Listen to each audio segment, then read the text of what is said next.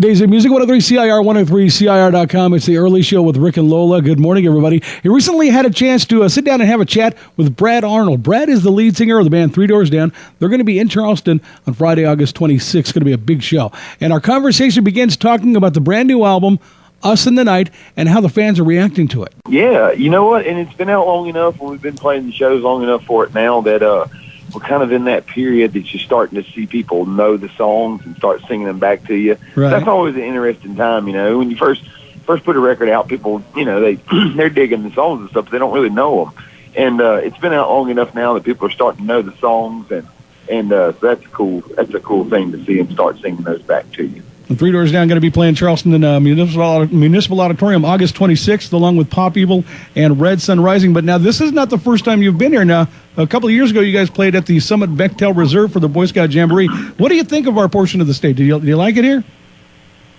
I love it, man. It's a great place. My dad was actually stationed there for a while in the Air Force. But it was before I was born. But so I have a little bit of family history around the area there. Do you know? Oh, that's fantastic. Well, welcome back.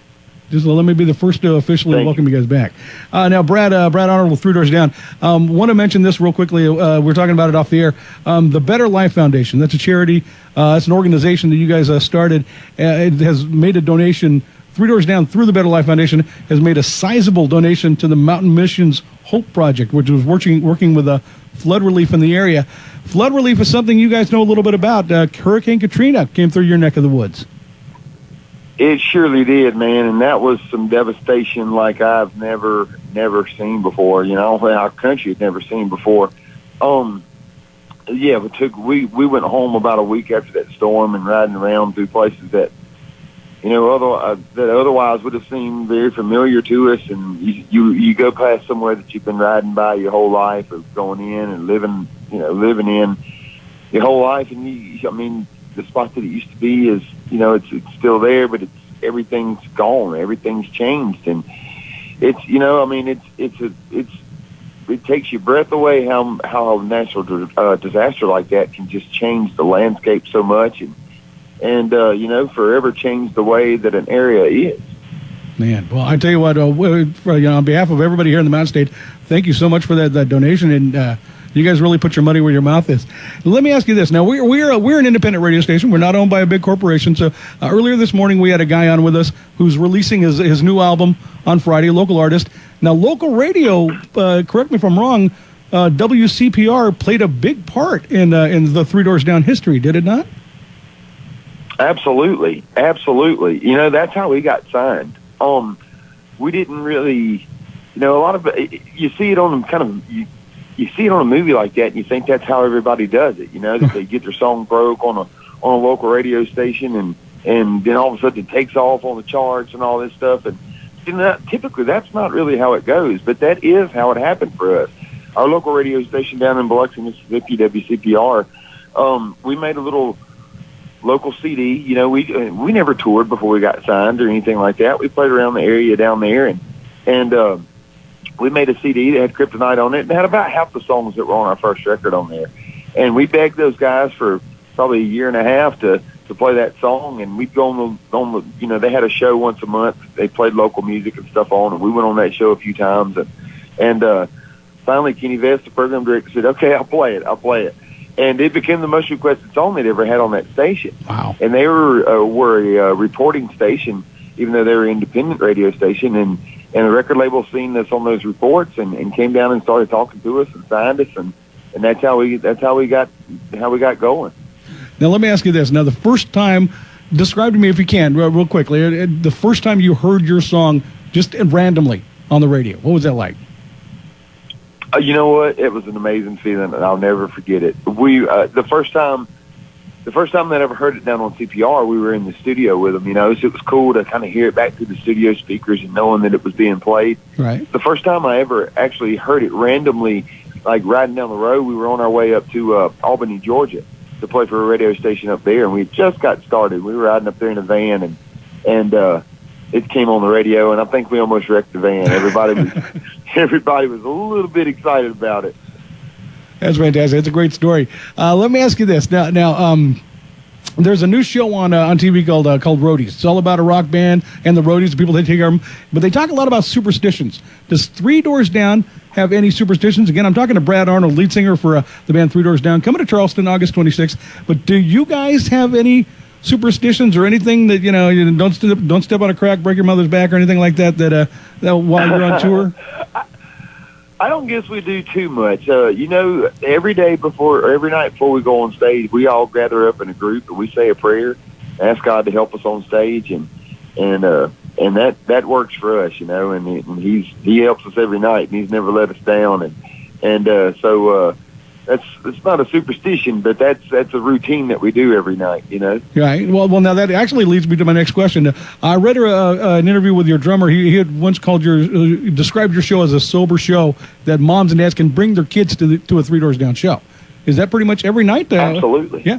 So what's your philosophy behind that? Absolutely. Yeah. Yeah, man. You know what?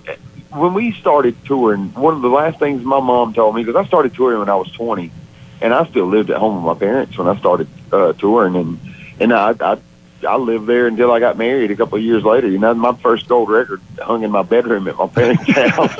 But one of the last things that my mom told me when I was leaving to go get on the bus, she said, "Brad, don't you get up on that stage and cuss. Really? You don't need to be doing that. She said, that's going to make me ashamed if you do."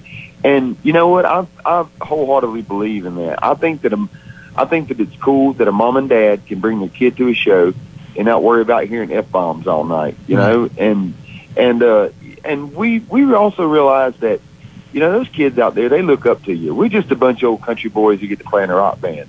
But the kids that are looking at you up on that stage, you're a rock star to them, and they're looking up to you.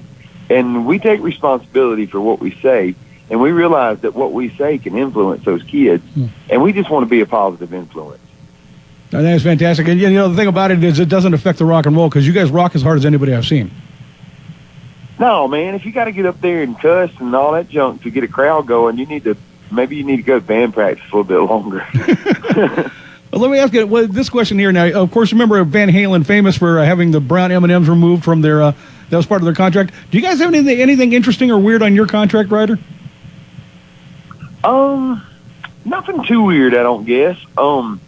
We used to have a lot more stuff on there, but now we've all got a little older and try to be a little healthier, and most of our cater, our rider will probably look like stuff that you could grocery store and buy. So very normal anymore.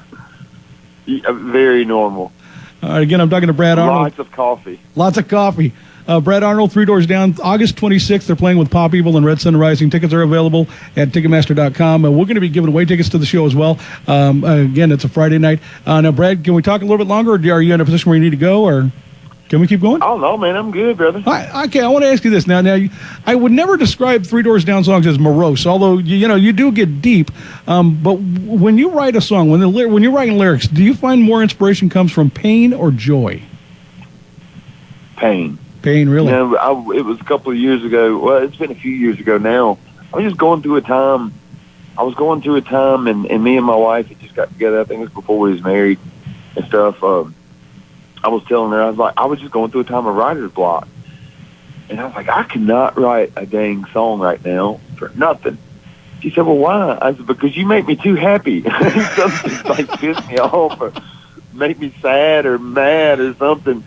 But, we want all our songs to be positive. But, sometimes they seem a little dark. But we want people to get positive things out of those songs. But you do definitely write a deeper song and a more meaningful song, I think, when it comes from a little bit of at least, it doesn't have to be just necessarily just stricken pain spot, but it comes from discomfort. Gotcha. I got a couple more questions for you. Brad Arnold, again, Three Doors Down, is on the phone with me, talking about the new album, Us and the Night, and the tour coming up August 26th in Charleston. The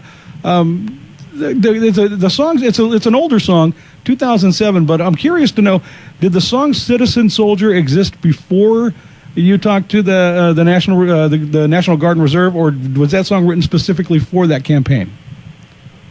It was written specifically for him, and okay. I talked to a colonel on the phone that morning, and they had approached us and they wanted to do a campaign to make that video and show it in the theaters and stuff like that. And they asked us to write that song. And I talked to the colonel that morning, and he kind of gave me a few talking points, or just a few points that they wanted to hit on in the song. And, a lot of times writing a song, and we have a long affiliation with the military, and we've done stuff with them since our start, so we were proud to do it. But sometimes in writing a song, sometimes the hardest part about it is knowing something to write about. A lot of times if you have some good subject matter to write about, it's easy to write a song. And he gave me some things that they want to talk about, just about their mottos: always ready, always there. And of course, the National Guard are our citizen soldiers. And he gave me a couple of those points to hit on in the song. I said, all right, I got you. And it was an hour later, we called him back. I was like, got it. Really? Got it. And yeah, man, that wound up being a really cool project. Antoine Fuqua directed that video, and Antoine, he doesn't really do that many videos. He's like a big movie director. He directed Training Day and Shooter, and he's got the new one, Magnificent Seven, coming out. Yeah, the new one, Magnificent Seven. He's directed that. Yeah, man, he's I'll tell you what, that dude has a vision. He can, sometimes with videos and stuff, you'll see those guys, you can tell that they're good at what they do and everything, but they're kind of not so sure. He was very sure. When he looked at something, he's like, all right, I want this, I want this, I want this. And he was such a cool guy, man. I remember like one thing that stood out for me. He rolled up to the video shoot that day, and he had a brand new, it was when the Bentley Continental GTs first came out. And I mean, that's a beautiful car, and God knows how much it cost. And so he rolled up to the video shoot in like a brand new pimped out like black one, shiny and all done up and stuff, and had a big dent in the door. And I was sitting there talking. I said, so what happened to your car, man? He said, oh man, my kid ran a tricycle into it yesterday. Ain't no big deal. I get fixed. I was like, oh my Lord. You can't write that stuff, man. All right. That's right. Again, Brad Arnold with me on the phone. I got one last series of questions. We call this the Big Four. You get a couple of quick shot questions. What's the last movie you saw in a movie theater? Lights Out. Oh yeah, was it good? It's good if you ain't got nothing else to do. All right. What's the last CD or record you actually paid for? Let me think. Sturgill Simpson, I think. High Top Mountain. Okay. And what kind of music is that? No. My last CD that I bought was Jason Isbell. Say it again? Jason Isbell, Southeastern. And what kind of music was that? Really good artist. Is that kind of Americana, country, Americana sort of thing. Okay. All right. Really good record. All right, a couple more for you. If you were to open your refrigerator door right now, what will we find? A lot of coffee. A lot of coffee and some eggs and some spinach, because I'm fixing to get in there and make me some breakfast in a few minutes. All right, last question for you, Brad. What is your favorite summer Olympic sport? Which one do you follow more than the others? I guess I'll have to go with the cliched swimming, because Michael Phelps, of course, is just dominating again this year. Yeah. That's always fun to watch. Do you find yourself becoming an expert on an Olympics, and when you're just kind of watching them, that splash was too big, splash too big, that kind of thing? We were watching Chris had, our guitar player, had some clips of some of these guys. I think they were from Indonesia or something on there last night. It was like the whole team of them. If you get a chance to watch it on YouTube, it was so funny because these guys are so incredibly bad. It's like they go to do their backflips, and they was almost doing like belly flops. Oh, no. And the captain at the end of it said, well, the Indonesian swimming team managed to earn themselves a vacation to Rio. I'm going to have to check that out. They're all like high-fiving and stuff, and they were so bad. They were having fun, though, right? Hell, heck yeah, they in Rio. Well, have you ever, now, let me ask you, have you ever been to Rio?